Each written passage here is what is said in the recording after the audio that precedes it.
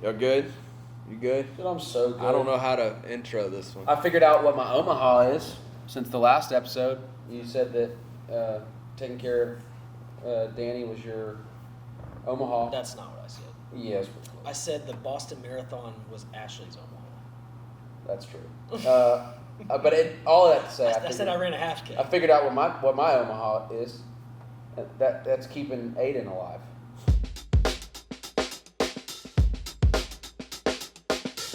What's up, everybody? Welcome back to the Every Dad podcast. And today I am starting off with the question, what is my Omaha? Referencing the question that Blake asked from last episode. Basically what he said was... Why are you Boston yelling, You yelling? Yeah, that's an accident. All right, go ahead. Anyways, so I was just telling the story that I took my boys to the playground. I was feeling pretty brave.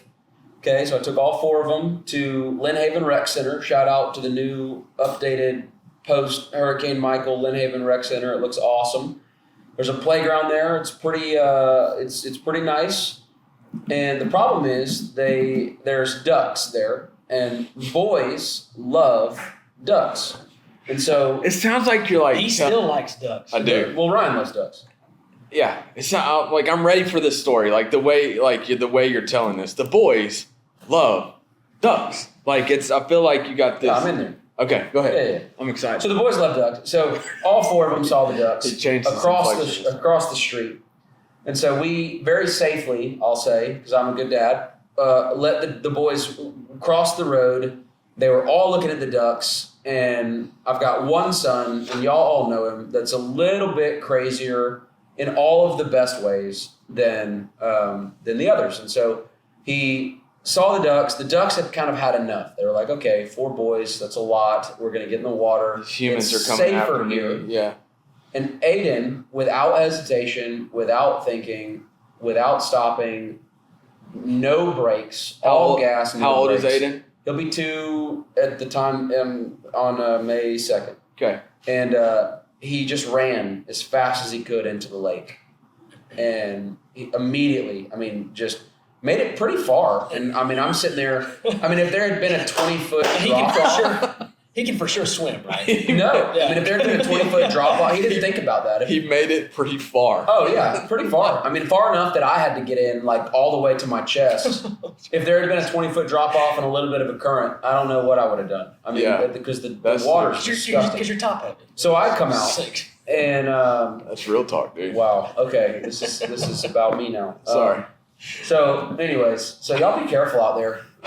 It's really my point. Did you guys do the swim training with anybody? We've worked on it, and Judah has no fear either. He's my 3-year-old. So the thing about Judah is Judah is how do we say this? Too confident for his skill level. Yep. I feel like that applies to a lot of people. Yeah, how many of us can we say that about? Too confident for his skill level. So he'll look, Daddy, I made it underwater, and I didn't come up for 20 seconds. I'm like, oh, don't know that you should do that, man, because you don't know how to swim yet. But yeah, so we're good. We're gonna get there. Okay. How are y'all? We're good, What are man. y'all stories about? Man, just doing life. I don't have cool stories like that. It'd be weird if I took my 18-year-old to the playground. Or if he ran in after. Or the if he ducks. ran in after. Well, he might chase a duck. But it'd be weird. So I don't have cool stories like that. Okay. I just go hunting with my 18-year-old. There you go. Yeah. And then we got my 13-year-old a drone. Really? Yeah. Which that homie, it's like he was built to fly a drone. There you go. Right? We know a guy, Thomas Watts from What's Up Media, right? We give him shouts out. Yeah, that's it. We give him when the shouts are out, we give him more. shout outs. There we go. I'll get that right all the time because he's filming for us, right? I've seen this joker put on these little VR headphone things and fly that drone with his VR. He's not to that level yet, but my 13-year-old, it's like he was born to fly a drone, man. There you go. So those are our stories. It's cool. So We should get him to come film the life of Aiden. That would be And good. the Aidens. The Aidens. They're both There you go. Aidens. So it'd be like the life of Aidens. Mine can roll over pretty consistently. Yeah, that's cool. That's wild. It's actually insane. All right, so I don't know where to go from here. So today, boys, our goal in this thing that we're doing, welcome to the Every Dad podcast. This thing that we're doing is we're just trying to have conversations about real life as dads, right? We are living life every day as dads with wives and children and all different age gaps. I've got older ones. You've got a lot of them. You've got a young one. And then Rob, our boy Rob's not able to be with us this time. He's got a couple of kiddos. And so we're all trying to figure it out, right? We're just having these conversations. But what we found over time as we begin this process is, there's probably not a lot of dads having intentional conversations about how to be better. And we're not saying that we have all the information together.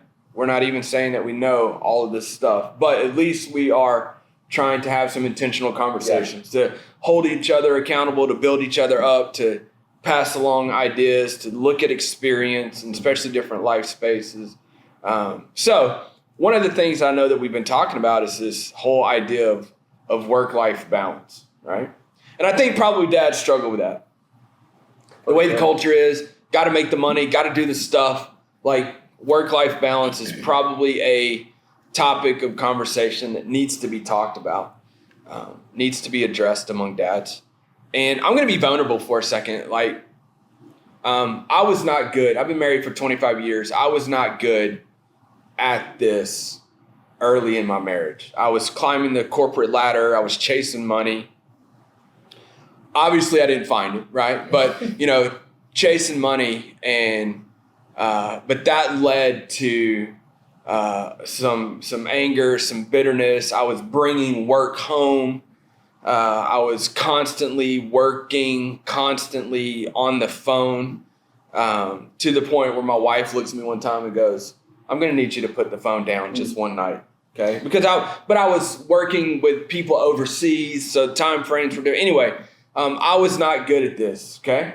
So I'm just going to go ahead and state that now. I've gotten a little better, I think. Hopefully my wife thinks I'm a little better at work-life balance. But I do want to hear from you and maybe even tell you where I messed up and where I didn't do right to where you guys don't mess up and do it better than I did. So I'll ask the question, like, is work-life balance something that you're intentional about? It's like something that you're thinking through, something that you're trying to be intentional with family, kiddos, wife? Is that a conversation that you're having? And if you are, like, what's that conversation look like with your spouse? Yeah, I mean, for me, Ashley is very quick to remind me, if I get home and I'm quick to look at my phone for an email, or hey, I've got one more email I got to go send. It's like, hey, that can wait. Okay. Isn't that great when our wives point us out and stuff not like at that? the moment. Yeah. Not at the moment. but But I always realize that she's right. Absolutely. Yeah. So. Okay, wait. Can you say that again? Like, say that out loud. That your wife was. Did I say that? I think so. That your wife was. Go ahead. Mostly right. No, come on, man. Something like that. Just admit it. Your wife was right. Way more times than she's wrong. Very For good. sure. Ashley, he just said you were right. Okay, there you go. Even when you're wrong, you're right. That's right. Amen. That is real. I don't want to talk about that one. I'm not getting there. Go for it. Like, what are some things, conversations? How's that go? I'm in a kind of a unique spot. So I'm about to take my third different job in 3 years. It's a good problem to have. I found myself kind of getting these opportunities that I probably would have wanted if I could have drawn it up, but it's just all happening really quick. Yeah. And so it's exciting, but it's like each time now this third new opportunity is presenting itself, it's like, wow, that sounds great. It's going to be really impactful for our family. It's going to make a difference. It's going to lighten the load in some areas. But I still have to make sure, okay, am I taking this step because it's super shiny, attractive, it's got all these bells and whistles, and it's going to bring more comfort or whatever? Yeah. Or is this actually a good fit for my family? Yeah. And so, the first big move I made about a year and a half ago, I had a good conversation with Pastor Stephen about, hey, I'm involved in, I want to get more involved with the church, and I'm doing this thing, this outreach devotional thing with some young kids in town. I want to make sure I can still do those things. He goes, well, just go tell the employer that that's important to you and you want to do it, and just make sure that they know that up front. So I've realized that as I'm doing this, just get it out in the open. Don't take a job or pursue a career and hope it'll work out. I think for me, it's like, okay, I've got this opportunity in front of me. I want you to know that here's my priority. Some days I want to be in church. Yeah. One day a week, for a couple hours, I've got this group that I want to go talk to, and more times than not, I want to be there. I get things come up or whatever, but so being upfront about that from the beginning is super important. So, I don't. It's again, for me, I'm in a position where yes, it's helped my family, but making sure that the rewards aren't costing me something that's super important back home. Yeah. Well, and like for me, like I was that selfish guy, right? Like I was disguising this career, this corporate world. I was disguising the chasing the money as, well, it's going to provide for my family, and we're going to be able to do all this, and we're going to be able to be comfortable. But it wasn't always the best move to chase that higher end stuff, like because it caused extra stress and it caused extra tension, not necessarily on my wife but on me, and I was bringing that home because and the money's never going to be worth your absence. Like absolutely, and that's a great statement. Money's never but I was super selfish because I thought that's what I deserved, right? Like I went to school for a long time and I thought I had a skill set, and maybe I didn't have the skill set. I know we talked about that earlier, but like I was super selfish, and so I didn't want that to translate into. I didn't want my kids to see that part of me. Yeah. Well, and there's a lot to be said about that. Like somebody said just today, actually. Like time is the most valuable commodity that we have. Right. And I think we're all guilty of this. Like, I think it's human nature, especially because a dad that, wants to provide for his wife, wants to provide for his family, like he's going to work and I think has the right intention, and that's that I'm going to take care of my family financially. And because of that, I'm going to do the difficult stuff. And I've even heard, in arguments like, you're never here, or, you're not around, and thankfully, my wife and I do a pretty good job of having those conversations before they get to that point. You're never here, you're never around. The first argument that you always hear the husband go to is, are you serious? Like we're in a home because I'm working. We're in, all right. It's like, well, yeah, but you're not here. You're not a part of what's actually going on in the dynamic. And so I think that is the great temptation, and really, I think even further than that, the great lie is, okay, I'm going to be willing in the name of my family to sacrifice time, which is the most valuable commodity now, with my family for the only thing that's guaranteed, which is now on the altar of financial security or a bigger home or greater opportunities that that are monetary in the future that isn't guaranteed. Right. And so, really kind of flipping in the conversation, work-life balance, I think that's a very critical word, balance, kind of defining and figuring out exactly where do we need to land. And, it's cool to see, it's crazy, but like looking at, okay, if you don't have balance, like you are actually, and I don't think anyone would be able to disagree with this, tell me if you do, but if you want to be a better employee, in other words, you want to, because being a better employee directly relates or results in you being able to have new opportunities that lead to new income streams or, a greater source of income. If you want to be a better employee, be able to have the energy coming into your life by having, a relationship with God at the very top that prioritizes that. Then from there, having, a cohesive, unity-built, peaceful relationship, joy-filled relationship with your wife, that allows you to be, and have your finger on the pulse of what's going on in your family, and having those joyful moments where, you have a life-giving family versus, this kind of draining family where you get home and you're like, my goodness, this is the most difficult thing. Now I've got to go to work and I'm exhausted. Right. I didn't get anything from being home, and, why am I doing all this? But you're a better employee when you have those things balanced properly even. Well, and we haven't been ashamed to talk about our faith, right? Like, we haven't been shy to talk about how Jesus has radically changed all of us.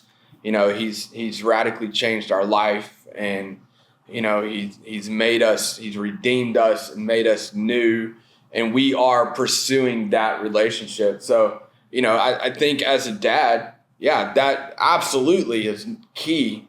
That you are pursuing that relationship with Jesus, and you're pursuing your wife, and a byproduct of that is going to be, we're able to prioritize the different family life, family work, family whatever, because of who we are in Christ.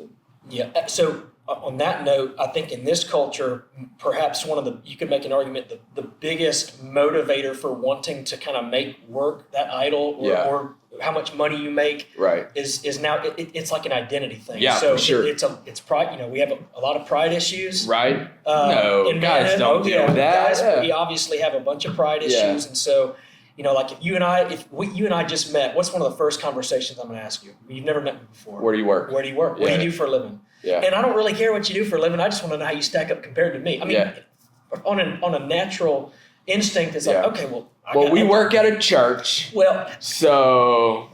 Yeah, you guys are called to something way more special than we're called to something. Yeah, we could totally do other stuff. We're called. Oh, you both? Yeah, I mean, we could make way more money being. I promise I can make more money. Lawyers, models. But I mean, go ahead. Sorry. Maybe. Okay. Well, but identity thing, right? So if you're seeking your identity through how much money you make or your job, you're always going to be lacking in your family life. So where does the balance come from? The balance comes from, okay, before anything, I know my identity is secured in Christ. For us, that's the little secret, Scotty right? Scheffler says. And that's exactly where I was going to go with this. Let's replay that. If your identity, what'd you say? If you're seeking your identity in something else other than Jesus, it's always going to be lacking. Yeah, you'll never find true fulfillment. That's good. That's good. You'll be chasing something that's not attainable. Yeah, that's so good. So Dads, Scott, listen to those words coming out of that mouth. So I'm a big golf guy. You're a big golf guy. You mentioned I'm going to be one day. Yeah, you could probably hit it a mile if you ever could figure out how to hit it straight. 332 yards. We measured it. I believe it actually. Yeah. Might take you 100 swings to hit it straight. It did. Sure. Yeah. But so Scotty Scheffler is number one player in the world right now. The dude, one. Yeah, it's fun to watch, and he's an easy guy to root for, and we're obviously fans of him because he's super outspoken about his faith.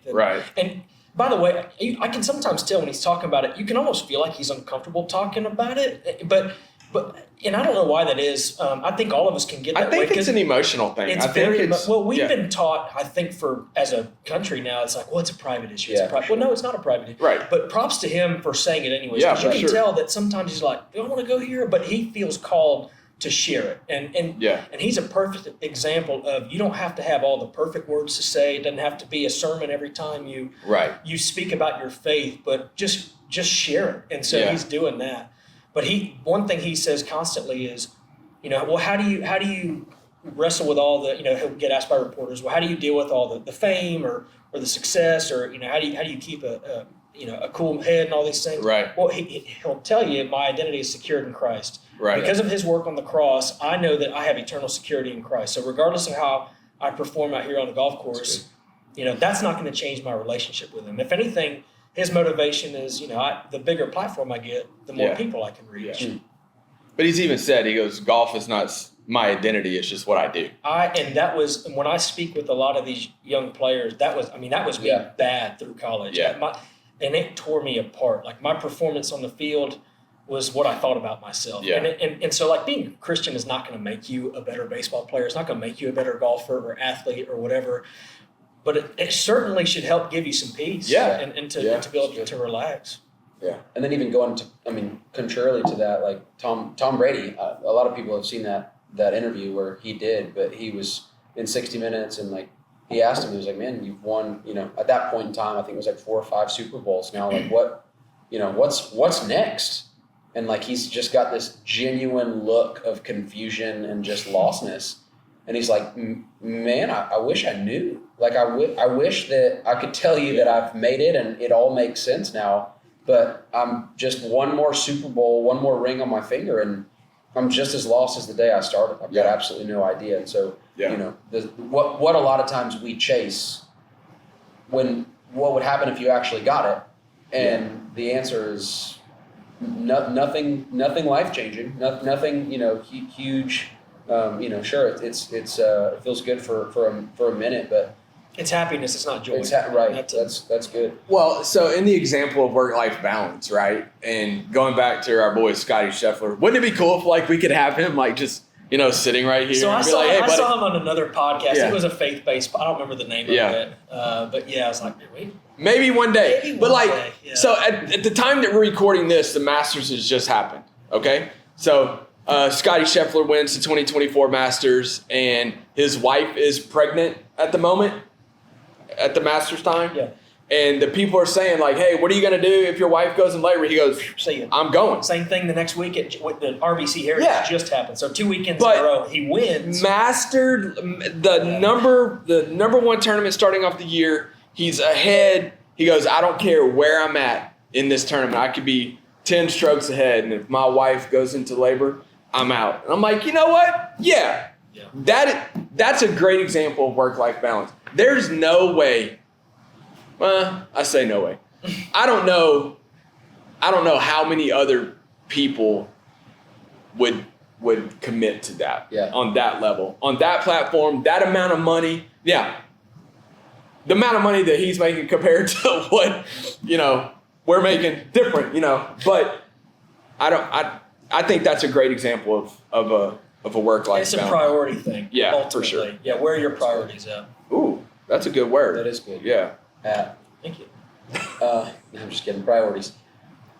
So I don't want to nerd out, but dude. I did a budget, a time budget. You're the only one that has a in computer. the very beginning of this year, and the reason why is because I wanted to look at how many hours I would. And if you didn't catch that, he said time budget. Okay. Not a tie because that's my Time budget. Okay. Technically, it's titled Ties Time Budget. Ties so it's Time a little Budget. confusing there. Got it. Tie. Sounds like a segment.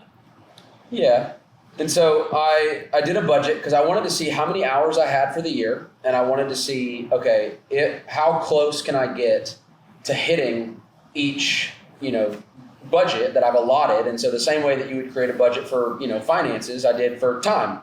And something that I thought was Ties time budget. Ties time. This feels like it's becoming something altogether new. But just to show you, in ministry, okay, looking at this, 3,000 hours is about how many hours I'll spend in 2024 being, quote unquote, on the clock.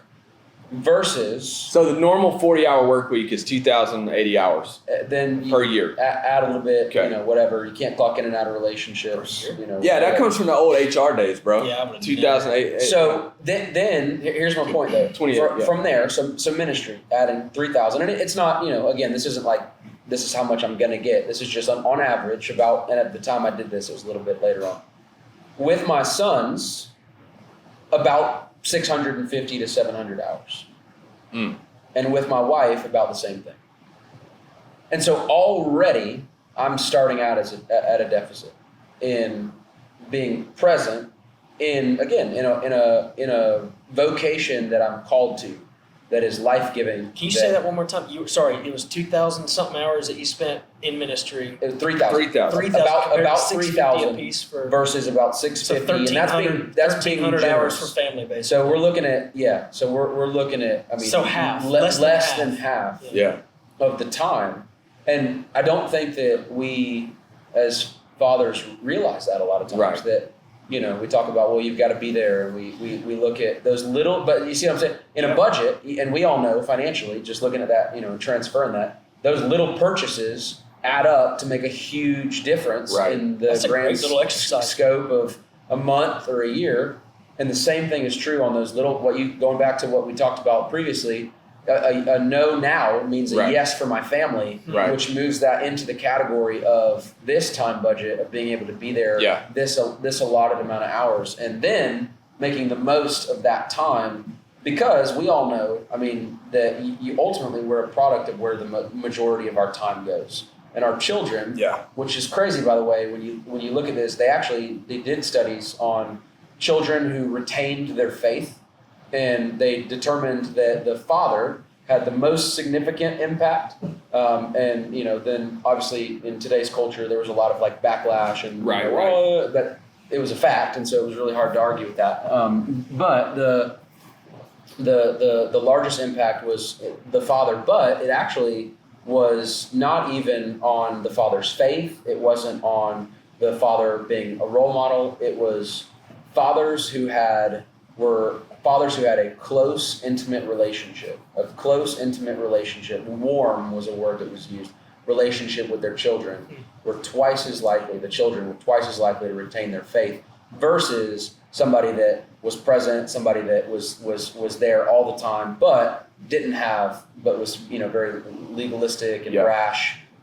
It seemed to make a tremendous amount of difference. But you can't be there warm and intimate if you're not, there. And then it's not enough to just be there, but you can't just be there physically. Yeah. And it's like, oh, well, you're here, but you're not here. I feel like you're close, but you're far because you're everywhere else looking at your phone or, whatever it is. You're thinking about work when you're here at home versus, no, I'm going to put everything down, and I'm not just here physically, but I'm here emotionally. I'm here, spiritually, and it really does make a huge impact. I know you well enough to know that you're taking every opportunity possible to be around your family. So, like, on its face, those numbers aren't bad, I'm sure. Yeah. Like, it's not like that's like you. All it does is put it into perspective. So it's just a good exercise to make you, like you talk about being intentional. That right there is, wake up. Yeah. It's way less than I probably would have guessed. Yeah. So again, those numbers, I can't imagine. It's probably good compared to most people in terms of time spent. But it's just a realization. Like, okay, I don't have as much time as I probably even think I do. Yeah, but again, even going back to that's in this exercise. That's if I capitalize on all of the time that I've budgeted for. You see what I'm saying? Like, But all right, so there's a bigger picture to that, or maybe a little piece that you said that maybe is not we always think about. Like, we're present and maybe on our phone thinking about something. Like that's where I messed up.